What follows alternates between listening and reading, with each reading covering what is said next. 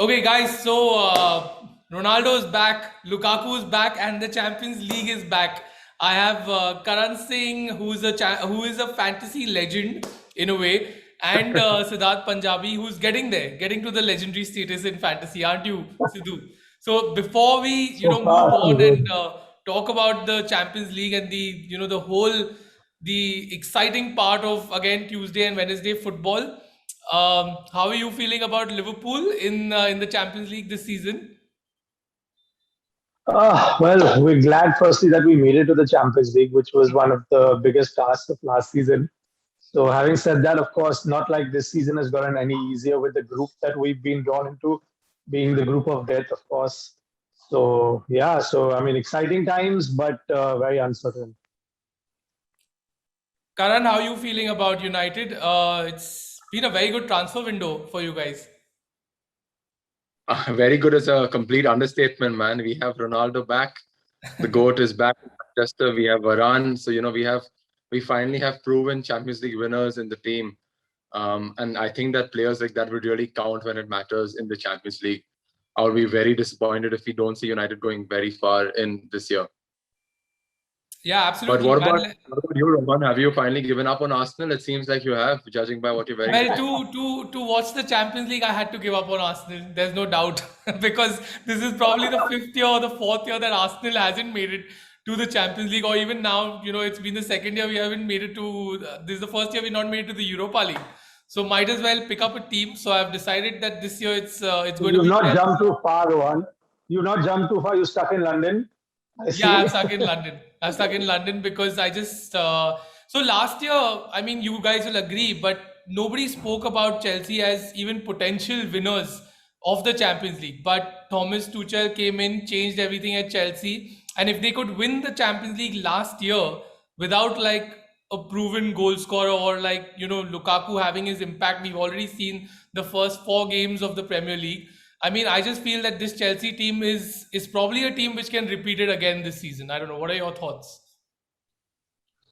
So I'll go first. I'll just tell you a few things. Up until Chelsea and United signed both, Lukaku and Ronaldo, I genuinely thought that probably Liverpool and City were probably top two favorites to compete again.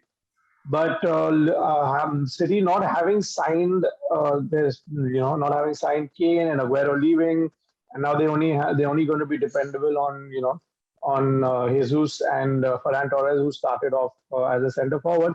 I don't see them competing for more than top four. I mean top three rather, and it's just going to be between Manu and Chelsea. There's no, I don't see if Liverpool and both Liverpool and City haven't done much up top in terms of strengthening. So and Chelsea getting Lukaku has just taken them from probably being top four to top two, and of course not going to speak about Ronaldo because I think the whole week we've only spoken about Ronaldo. It's like all over.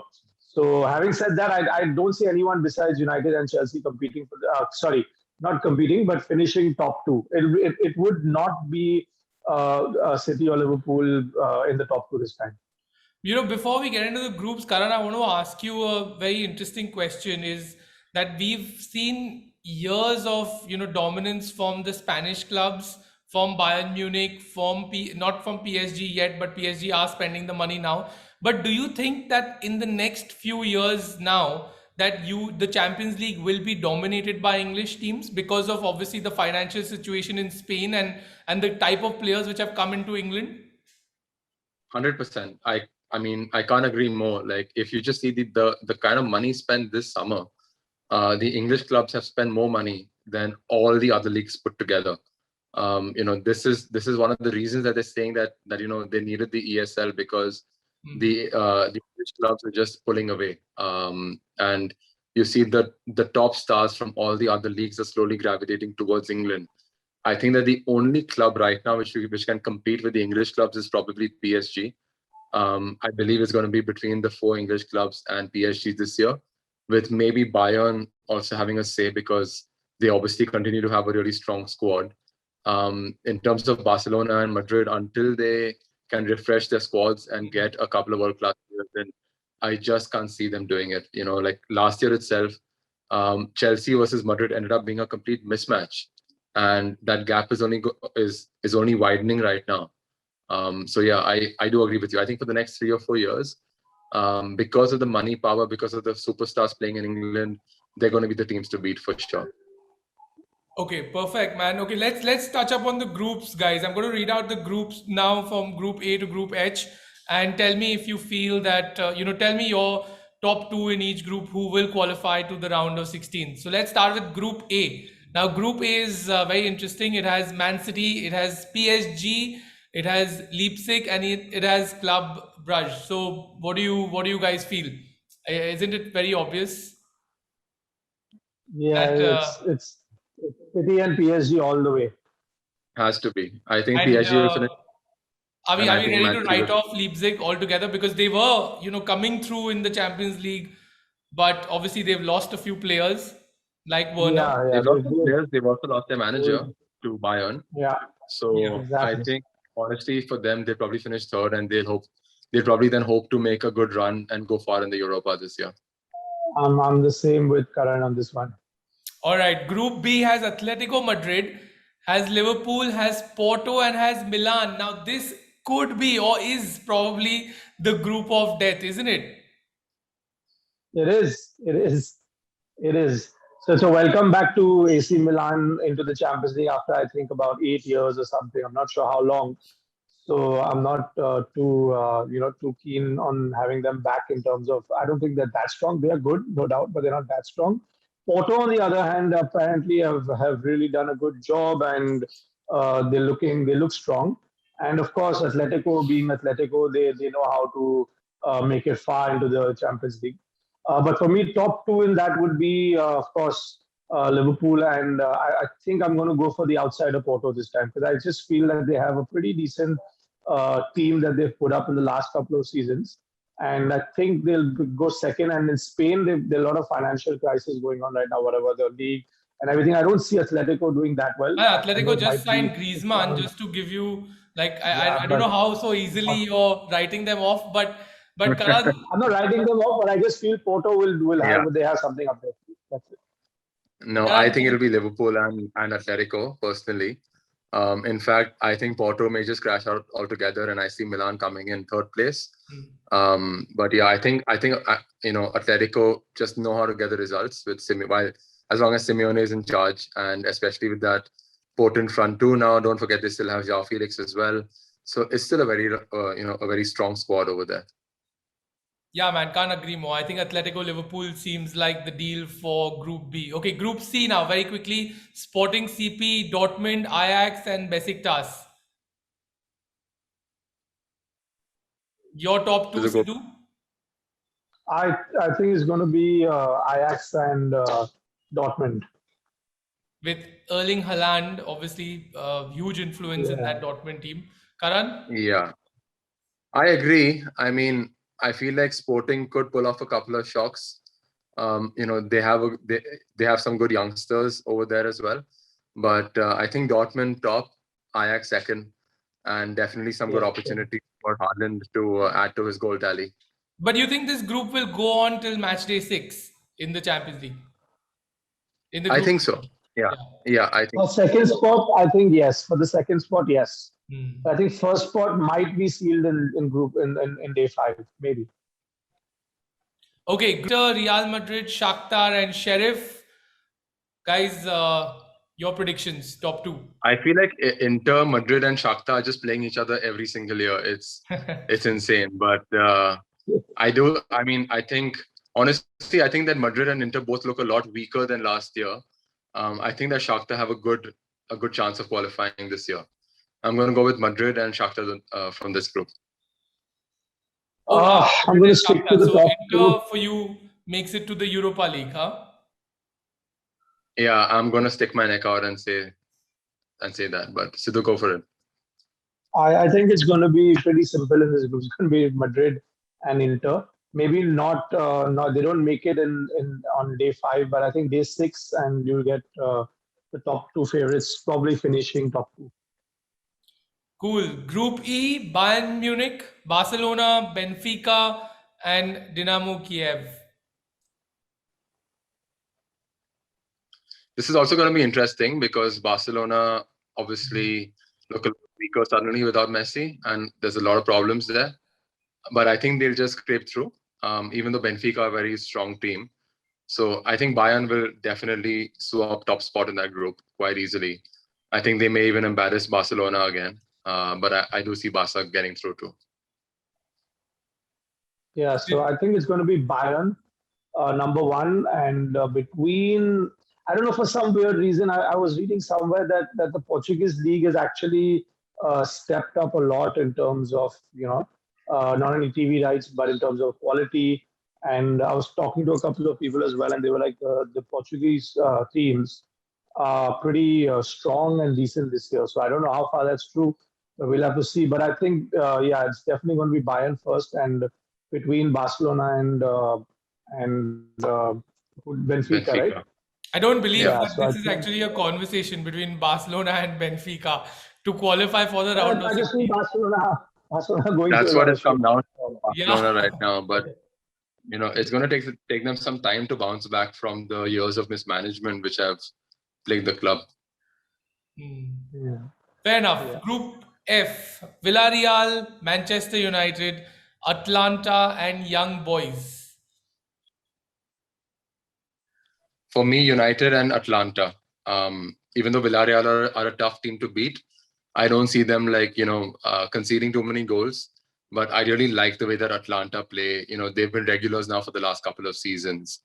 And yeah, I think that United will have enough about them to finish top in this group. Easily, yeah. Yeah, I think number one United, and number two, I think Villarreal will probably just sneak through. Okay, perfect. Group G, Sevilla, Salzburg, Wolfsburg, and LOSC. So what do you? LOSC is Lille, isn't it? Lille. I think it's Lyon. It's Lille. Yeah. No. LOSC is Lille. They Lille. won the French. Yeah. Yeah. But I'm gonna go for Sevilla and Salzburg actually. Salzburg. Because Salzburg they're part of the whole Red Bull setup. They have amazing youngsters coming through. They have a German striker, Adeyemi, who just made his debut for the national team at the age of 18. They have this insane production line. And I would have gone for Lille, but they actually lost their manager to Nice. So their team is, after winning the league, which was a miracle last year against PSG, they've kind of fallen away a bit with their manager leaving. So I think that they may not be able to put up a strong showing this year. Cool, but that's a very interesting pick, actually. Yeah, that's news to me. Actually, I didn't know Lille lost their manager, but I don't follow French football. So, Karan, if you Salzburg is where Sabitzer used to play. Well, Salzburg is where Haaland used to play. Where Haaland that's but yeah, they've been, even for that matter, Sadio Mane came from Salzburg, right? So Minamino for Liverpool. They have this amazing global scouting network with the Red Bull machinery, and they pick up gems from usually Africa, Asia, different parts of the world. I think even Keita, who's now at Liverpool, came through Salzburg then to Leipzig. And even currently they have some great young talent. In fact, even this summer, Leicester signed a striker called Patson Daka. He's from Salzburg as well. So they just have this great production line of young talent, and I think that they'll make an impression this year again. Man, that's some super information, Karan, and also that's it just sounds like a very exciting group now that you've mentioned these things. So Group G is again a group which I think will go on till match day 6. Moving on, Group H, Chelsea, Juve, Zenit St. Petersburg, and Malmo. I think easy to say Chelsea will finish probably top. Juve have been struggling in the league so far. They've not had a good start. Yeah, I'm going to go for Zenit second. Wow. And Juve finished third. Wow, that is a strong statement for removing Juve to be out of the Champions League before the round of 16. Interesting. Interesting. Mine is straightforward in this group as well. Chelsea, Juve, Zenit, St. Petersburg. I think Malmo are a Danish or a Norway team, right? No, Swedish. Swedish team. They're one of the Scandinavians. Yeah, correct. Yeah. So, They're the team where Ibrahimovic started his career. Yeah, that's why the name sounds familiar. Yeah. Yeah, but as you said, Rohan, Juve have been really struggling in the league. So I think that again they're a bit in disarray right now, and Zenit actually have a lot of good players. So I'm just going to back them to do well. Yeah, well, let's see. Very interesting group again, but again, I'm going to go with Chelsea and Juve because I think Juve will, eventually find their balance. But anyway, you've heard our predictions for the group stages, and you've heard our predictions on what we feel for what's going to happen in the group stages, all to the round of 16. But now, guys, just coming to the next part of this conversation, where we are talking about match day 1. There are 5 really amazing fixtures which are set out to be the key fixtures of match day 1. Of course, Karan, we won't talk about Man United versus Young Boys because I think the Young Boys are a little too young for Man United to do anything which is there's going a to lot of create jokes any that come to disruption. mind for this year, but we'll avoid. Yeah. But okay, starting with Barcelona versus Bayern Munich on 15th September. Now, big match for Barcelona. I think it's going to be Bayern. I think that if they could dismantle Barcelona when Barcelona had their best players, I don't think that this current Barcelona side are going to pose much of a challenge. So I'd be backing the likes of Lewandowski, Serge Gnabry, Kimmich at the back. I'd be kind of backing these guys. Obviously, Alphonso Davies from left back. I'd be looking at these guys, for this particular fixture. Although I will say that for Barcelona, Depay has made a great start to his career there. I just think he's a quality player who obviously did not show his best form when he was playing for United in England. So if there's going to be anyone to get the points for Barcelona, it's going to be Memphis. I'm going to stick with a draw because it's at the Camp Nou, right? So it is at the Camp Nou. So I don't see Barcelona losing at home. But I don't see they're not good enough to beat Bayern. So I'm going to stick with a draw. But you almost just wrote them off in the group stage. Yeah, but they're going to have tough time traveling. But at home, I don't think they're going to. Group stage writing them off means they can still finish third, right? So they need to get some points. They're not going to go completely, Okay, cool. Moving on. Inter Milan versus Real Madrid. Key players and your predictions for both these. Inter is at home, Madrid away. I think I'm going to go for a draw in this one, but I do see goals. For Inter, I think Lautaro Martinez obviously is the main man there now. Joaquin Correa has started off really well. He just moved from Atletico. He scored a brace on the weekend. For Madrid, I think Benzema obviously is going to be key for them this year. Alongside that, Hazard, if he can find his older form, will be a key player for them as well. Sure. So this boils down to the same result what I said when he said Inter Milan. No, he said who's not going to make it to the top 2? I said Shakhtar may make it at the expense of Inter. Yeah, so it becomes the exact same. Yeah, and I'm going for a draw as well, but it's exactly the same prediction what I gave for Barcelona. I think Inter will take a point off Madrid because I think it's at home, Inter home, right? Yeah, it's in Milan. Yeah, so I think a draw as well. Okay, perfect. 16th September, also another big game, Sidhu. It's Liverpool versus AC Milan at Anfield. I think we're going to welcome them back with a 3-0 victory over them. So let's hope that happens. 3-0. Wow. That's bold. No, I think Liverpool will win. They're definitely much stronger, but I do think that Milan will go. This is actually the first time that they're meeting outside of a final. So I think that's going to be pretty interesting. Obviously 2 heavyweights of European football. It'll definitely be a great night at Anfield. Salah obviously is sort of the main man for Liverpool. I think Mane this year will have a much better season than last year. He looks to be, hitting form and getting back to his best. For Milan, obviously they still have Ibrahimovic, who just keeps getting better with age. Now they have Giroud as well, Yeah. you know, Not who gonna they be signed from easy. Chelsea. Yeah. They do have some experience in that team too. Well, what's your prediction then? Liverpool, but with Milan giving a bit of a fight. Yeah, I think either a 2-1 or a 3-1 to Liverpool.